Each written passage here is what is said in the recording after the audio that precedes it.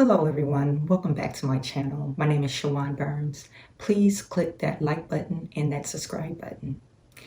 So today, this is going to be a hard subject for me, not only because I am African American. I'm a product of a Black father and mother. I have a Black husband, and we have two Black kids, which are sons that soon will be Black men. I have two Black sisters and 8 Black brothers. I used to have 9 Black brothers until August the 27th of last year. My brother was shot by a cop, off-duty cop, in his home. Things need to be shared and said about madness, the fear, anxiety that my brothers and sisters, we all endured. And when I say my brothers and sisters, I'm talking about anyone that's a Black male, anyone that's a Black woman. We all have those fears if we come in contact with the police. Would it be a positive or a negative one? So if you're viewing this and you might think, oh, this doesn't have anything to do with me, I'll tell you in a minute why I named this video the title.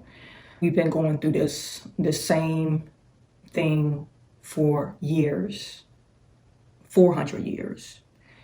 And you might say, well, you're not slaves. We're not slaves anymore, if that's going through your head. No, we're not slaves. But we're still treated as less than human being.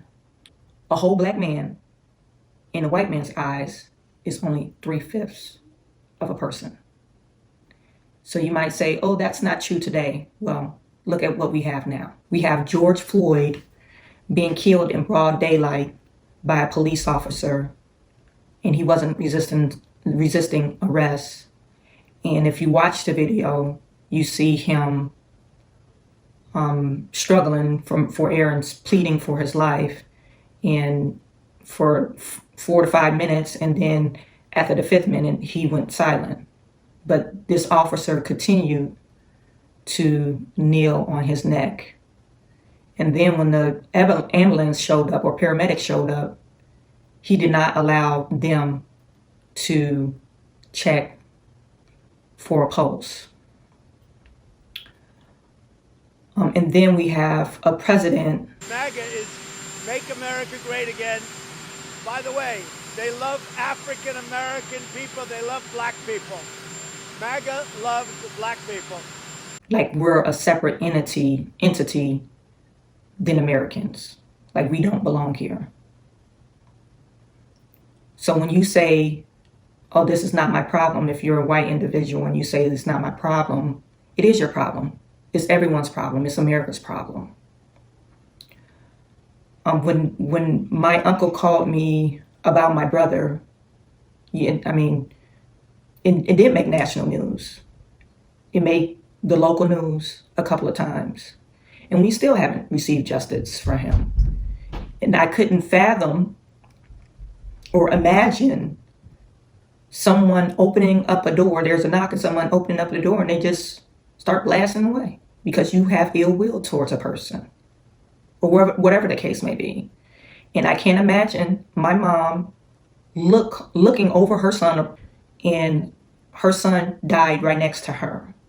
Just based on the response of the general public, particularly from people that don't view rioting or protesting as a necessary.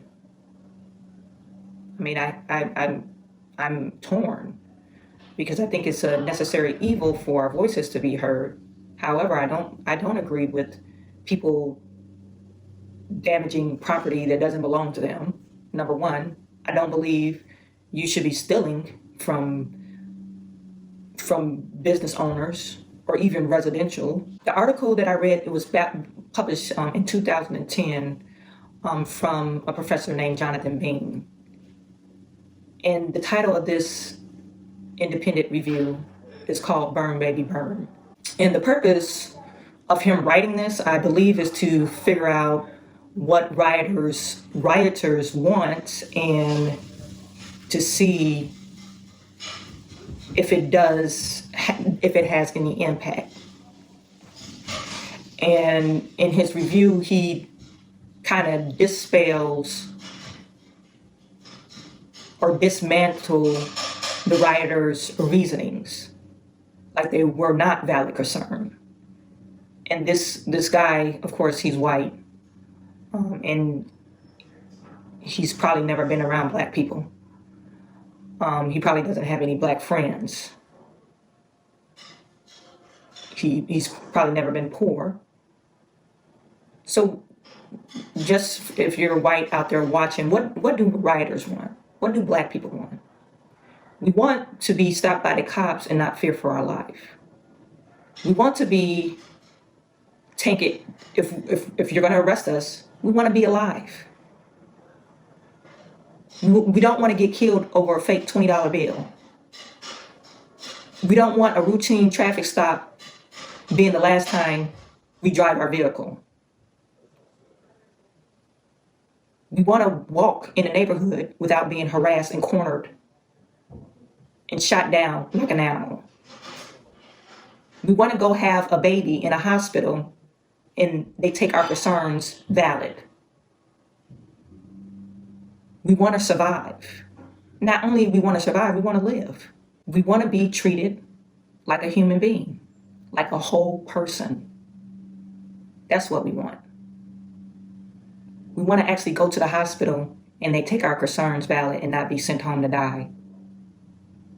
That's what we want. We want to be able to call the police, and instead of looking at us like we're the suspect and treating us like the victim. We want to live without being in fear. Black mothers want to live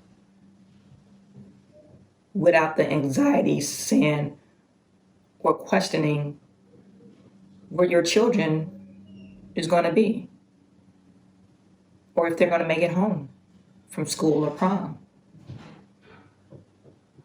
You know, we want to live without that anxiety and having that talk with them about, hey, this is what you need to do if you get pulled over by the cops. This is the things that we want.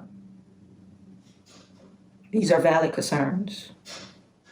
And it's not only a black people problem, it's an America problem, quite frankly. And if you think it doesn't affect you after everything is torn down in the inner city, where do you think they're going to go? So it does affect you. It affects everybody that lives in the United States of America. I want to leave a message with you. I want you to do 3 things. And one of the things, reason why I wanted to talk about how does rioting and looting small businesses affect the community or the place that we live. Pastor Carol, she is a minister. She has a church, and she put a comment in one of my videos saying, hey, I was denied for the grant and I haven't had a response. No, she received the grant and haven't had a response about the loans. And she has 1 church and 2 other businesses. She has a total of 17 employees. And she put in there, well, now they're rioting in my area. How does that affect me? And I messaged her back and I said, well, I don't really agree with the PPP, but this would be probably the perfect scenario for you, where you could get your at least the 8 weeks, so you could stop paying those people out of your pocket, because that's what she mentioned. And so I got to thinking, I'm like, okay, how does this affect her? You know, in this gentleman's report or professor's report, he also noted that SBA claimed it as a disaster area. And when these business owners tried to apply for the loan, some of them, or a lot of them, were denied because either they didn't have insurance, which disqualified them for a loan, or SBA felt the loan was too risky because they were in a riot zone. And that left for either the business to close down, that mom and pop shop, or to rebuild, start from scratch again.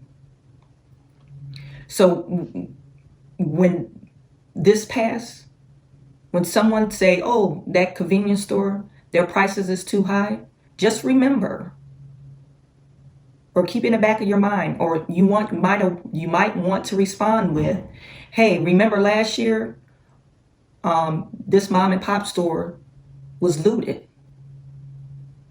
So he has to make up for the money lost. You have to, for small businesses to survive this, they have to be protected. And it doesn't matter what color the owner is. If a small business is in an urban area and is providing jobs and some type of resources to the community, wouldn't you want that business to survive? And maybe that owner is not so nice, but maybe one of your relatives work at the store. I know a lot of small businesses you could go by and ask them to donate for your high school basketball team. You know who's doing that? The small business owners. You don't get these big time companies investing in these small schools.